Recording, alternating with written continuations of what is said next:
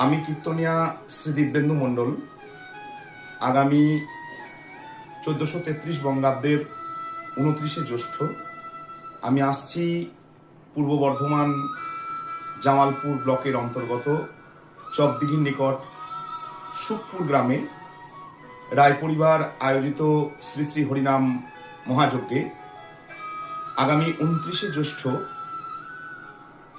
13ই June 2026 শনিবার রাত্রি 8টায় লীলাকীর্তন পরিবেশনে থাকব আমরা। নিকটস্থ সকল সুধীজনের রইল প্রীতিপ্রসন্ন নমস্কারের সহিত হার্দিক আমন্ত্রণ।